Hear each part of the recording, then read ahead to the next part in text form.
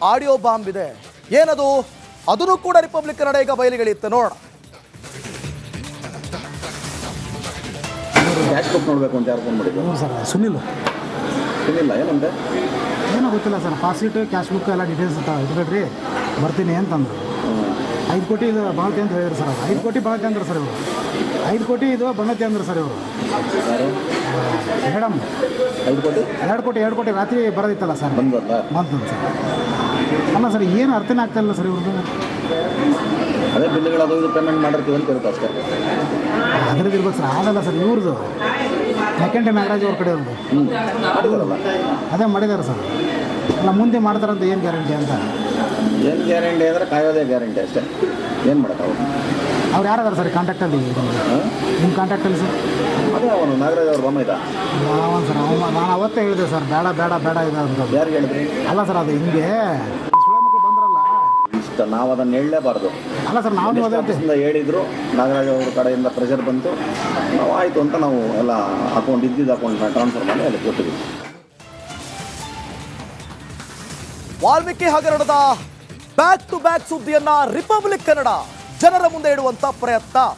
ಇಂಚಿಂಚು ಮಾಹಿತಿಯನ್ನು ಕೂಡ ನಾವು ಬಿಟ್ಟಿಲ್ಲ. ಹಗರಣದ ಪ್ರತಿಯೊಂದು ಎಳೆಯನ್ನು ಕೂಡ ಜನರಿಗೆ ಮುಟ್ಟಿಸುವಂತ, ಸರ್ಕಾರಕ್ಕೆ ಮುಟ್ಟಿಸುವಂತ ಕೆಲಸವನ್ನ ರಿಪಬ್ಲಿಕ್ ಕನ್ನಡ ಮಾಡ್ತಾ ಇದೆ. ಈಗ ಬ್ಯಾಕ್ ಟು ಬ್ಯಾಕ್ ಆಡಿಯೋ, 3ನೇ ಆಡಿಯೋ, ಎಕ್ಸ್ಕ್ಲೂಸಿವ್ ಆಡಿಯೋವನ್ನ ರಿಪಬ್ಲಿಕ್ ಕನ್ನಡ ಈಗ ನಿಮ್ಮ ಮುಂದೆ ಇಡುವಂತ ಪ್ರಯತ್ನವನ್ನ ಮಾಡ್ತಾ ಇದೆ. ವಾಲ್ಮೀಕಿ ಅಕ್ರಮದ ಬ್ಯಾಕ್ ಟು ಬ್ಯಾಕ್ ಸುದ್ದಿ. ಎಂತೆಂಥ ದೊಡ್ಡ ಸುದ್ದಿಗಳು ಬಂದರೂ ಕೂಡ ಈ ಸುದ್ದಿಯನ್ನ ಕೈ ಬಿಟ್ಟಿಲ್ಲ. ರಿಪಬ್ಲಿಕ್ ಕನ್ನಡದಲ್ಲಿ ಎಕ್ಸ್ಕ್ಲೂಸಿವ್ಗಳ ಸುರಿಮಳೆ. ಒಂದಲ್ಲ ಎರಡಲ್ಲ, 3ನೇ ಆಡಿಯೋವನ್ನು ಕೂಡ ನಿಮ್ಮ ಮುಂದೆ ಇಡ್ತೀವಿ. ಈಗ ನಿಗಮದಲ್ಲಿ ಅಕ್ರಮ ಆಯಿತು, ಸಚಿವರ ಒತ್ತಡವೂ ಬಂದಾಯಿತು. 3ನೇ ಆಡಿಯೋದಲ್ಲಿ ಯಾವ ಸುದ್ದಿ ಸ್ಫೋಟವಾಗಲಿದೆ? ಇದೇ ಕುತೂಹಲ. ಈಗ 3ನೇ ಆಡಿಯೋದಲ್ಲಿ ಏನಾಗಿದೆ, 3ನೇ ಆಡಿಯೋದಲ್ಲಿ ಏನಿದೆ? ಇದು ರಿಪಬ್ಲಿಕ್ ಕನ್ನಡದ ಎಕ್ಸ್ಕ್ಲೂಸಿವ್.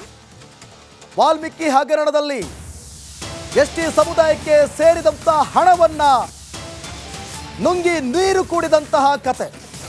ಹಣ ಅಕ್ರಮ ವರ್ಗಾವಣೆಗೆ ನಕಲಿ ಸಹಿಗಳ ಬಳಕೆ ಆಗಿದೆ ಅಂತೆ. ನೋಡಿ, ಅಧಿಕಾರಿಗಳ ನಕಲಿ ಸಹಿ ಮಾಡಿ ಕೋಟಿ ವರ್ಗಾವಣೆ ಮಾಡಿರೋದು. ಅದು ವಿಚಾರ ಪದ್ಮನಾಭ ಮತ್ತೆ ಪರಶುರಾಮ್ ಮಾತನಾಡಿದಂಥ ಆಡಿಯೋದಲ್ಲೇ ಇರೋದು.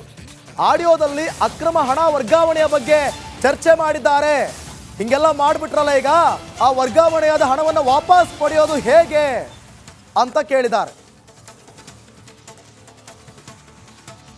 ನೋಡಿ, ಕೇಸ್ CBIಗೆ ಹೋದ್ರೆ ಕಷ್ಟ ಕಂಡ್ರಪ್ಪ.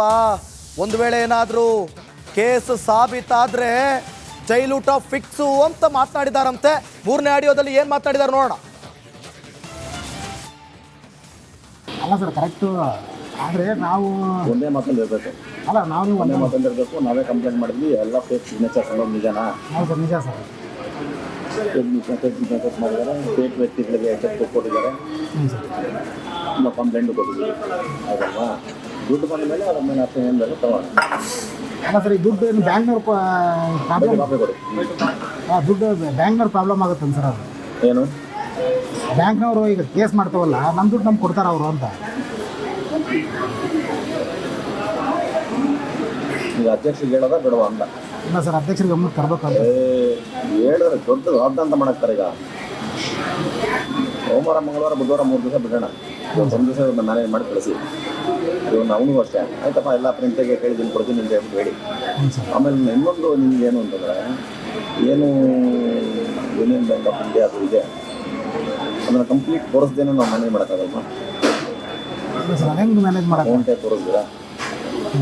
ಅಕೌಂಟೇ ತೋರಿಸಲ್ಲ. ಅಲ್ಲ ಸರ್, ಎಲ್ಲ ಗೊತ್ತಾಗುತ್ತಲ್ಲ ಸರ್ ಎಲ್ಲರಿಗೂ. ಗೊತ್ತಾಗ್ದೀರಾ? ಫಾರ್ ಎಕ್ಸಾಂಪಲ್ ಗೊತ್ತಾಗಲ್ಲ ಅಂದ್ಕೊಡಿ. ಇವಾಗ ಏನು ಅಮೌಂಟ್ ಇದೆ ಅದು ಒಂದು ಲೆಟರ್ ಕೊಟ್ಟು ಬೇರೆ ಅಕೌಂಟಿಗೆ ಟ್ರಾನ್ಸ್ಫರ್ ಮಾಡ್ಕೊಂಡ್ಬಿಡೋದು. ಅಲ್ಲಿ ಅಕೌಂಟ್ ಕ್ಲೋಸ್ ಮಾಡೋದು ಸರ್, ಇಲ್ಲಿ ಕರ್ಸ್ಕೊಂಡ್ಬಿಡೋದು ಅಂತ ಹೇಳ್ಬಿಡೋದು. ಮಾಡ್ಬೋದು ಸರ್. ಮಾಡಿಬಿಟ್ಟು ಆ ಲೆಕ್ಕನೇ ತೋರಿಸಂಗಿಲ್ಲ. ಅಲ್ಲ, ನೀವು ಇದನ್ನ ಮತ್ತೆ ಹೇಳಿದ್ರೆ ನಾವಿಬ್ಬರೇ ಸೇರಿ ಮಾಡ್ಬೋದು ಇರ್ತಿದ್ರು. ಅಲ್ಲ ಸರ್, ನಾನು ಅವತ್ತು ಹೇಳಿದೆ ಏನು ಮಾಡ್ಬೋದು ಯೋಚನೆ ಮಾಡಿ ಮಾಡಿ ಮಾಡಿ ಮಾಡಿ ಮಾಡಿ ಅಂತ ಹೇಳಿದೆ ನಿಮಗೆ. ತುಂಬ ನೀವು ಅಕೌಂಟ್ಸ್ ಅವ್ರಾಗ ಏನಾದ್ರು ಮಾಡ್ಬೋದಾ ನೋಡಿ. ನನಗೇನೋ ಕವಿತಾ ಹಂಗೆ ಮಾಡಿದಾಳೆ ಅಂತ ಹೇಳ್ಬೋದು. ಹ್ಞೂ ಸರ್. ಅಲ್ಲ ಸರ್, ನನಗೆ ಮೊದಲೇ ನೀವು ಸ್ವಲ್ಪ ಹಿಂಟ್ಸ್ ಕೊಟ್ಟಿದ್ರೆ, ಯಾಕಂದರೆ ನಾನು ಚಂದ್ರಶೇಖರ್ನ ಅಲ್ಲಿ ಇನ್ವಾಲ್ವ್ ಮಾಡ್ತಿಲ್ಲ, ಚಂದ್ರಶೇಖರ್ನ ಸರ್ಚ್ಬಿಡ್ತಾ ಇದ್ದೆ. ಚಂದ್ರಶೇಖರ್ಗೂ ಭಯ ಇದೆಯಲ್ಲ? ಚಂದ್ರಶೇಖರ್ ಎಲ್ಲವನ್ನೂ ಸ್ಟೇಟ್ಮೆಂಟ್ ತರಿಸೋನು 31 ಮಾರ್ಚ್ ಇದನ್ನೇ ತರಿಸಿಲ್ಲ. ತರಿಸ್ಬೇಕು ಸರ್, ಅವ್ನು ಜವಾಬ್ದಾರಿ ತರಿಸಿಲ್ಲ. ಅವ್ನ ಜವಾಬ್ದಾರಿ ಸರ್. ಸ್ಟೇಟ್ಮೆಂಟ್ಗೆ ಪತ್ರ ಬರೆದಿಲ್ಲ, ಚೆಕ್ ಬುಕ್ ಬಂದಿಲ್ವಲ್ಲ ಇನ್ನೂ ಯಾಕೆ ಕೇಳಿಲ್ಲ, ಎಷ್ಟು ಹುಷಾರಾಗಿ ಮಾಡ್ಕೊಂಡು ಬೇರೆ ಇಲ್ಲ, ಇದನ್ನ ಯಾಕೆ ಮಾಡಿಲ್ಲ? ಹಗರಣ ಆಗೋದಲ್ಲದೆ ನಕಲಿ ಸಹಿಯನ್ನ ಹಾಕಿ ಹಣ ವರ್ಗಾವಣೆ ಆಗಿರೋದ್ರ ಬಗ್ಗೆ ಮಾತನಾಡಿದ್ದಾರೆ. ಹಾಗಾದ್ರೆ ನಕಲಿ ಸಹಿಯ ಕುರಿತಾಗಿ ಈಗ ರಿಪಬ್ಲಿಕ್ ಕನ್ನಡದ ಒಟ್ಟು 5 ಪ್ರಶ್ನೆಗಳು. ಪ್ರಶ್ನೆ ನಂಬರ್ 1, ಅಕ್ರಮ ಹಣ ವರ್ಗಾವಣೆಗೆ ನಕಲಿ ಸಹಿ ಹಾಕಿದ್ಯಾರು? ಹಾಗಾದ್ರೆ ಯಾವ ಅಧಿಕಾರಿ ಸಹಿ ಬಿದ್ದಿದೆ ಆ ಅಧಿಕಾರಿ ಯಾರು ಅಂತ ಗೊತ್ತಾಗಬೇಕು. ನಕಲಿ ಸಹಿ ಹಾಕಿದ್ಯಾರು ಆ ಇಬ್ಬರೇ ಬಾಯಿ ಬಿಡಬೇಕು. ಕೋಟಿ ಕೋಟಿ ಹಣ ವರ್ಗಾವಣೆ ಆಗಿದ್ರೂ ಕೂಡ ಮಾಹಿತಿ ಇರಲಿಲ್ವಾ? ಆಗಿದ್ದೇ ನಕಲಿ ಸಹಿ ಮಾಡಿಸ್ಕೊಂಡು, ವರ್ಗಾವಣೆ ಆಗಿರೋದೇ ನಕಲಿ ಸಹಿ ಮಾಡಿಸ್ಕೊಂಡು, ಆದರೂ ಕೂಡ ಇದ್ರ ಬಗ್ಗೆ ಗಮನನೇ ಇರಲಿಲ್ವಾ? ಅದ್ರ ಬಗ್ಗೆ ಮಾಹಿತಿನೇ ಇರಲಿಲ್ವಾ? ಪದ್ಮನಾಭ್ ಪರಶುರಾಮ್ ಸಂಭಾಷಣೆಯಲ್ಲಿ ಸಹಿ ಮಾಡೋದ್ರ ಬಗ್ಗೆ ವಿಚಾರ ಸ್ಫೋಟ ಆಗಿದೆ. ಕರೆಸ್ಬೇಕಿಬ್ರು. ಯಾರು ಸಹಿ ಮಾಡಿದ್ದು, ಯಾವ ಅಧಿಕಾರಿ ಸಹಿ ಮಾಡಿದ್ದು, ಏನಾಗಿದೆ, ಎಷ್ಟು ಹಣ ಈ ಸಹಿಯಿಂದ ಹೋಗಿದೆ ಗೊತ್ತಾಗಬೇಕು.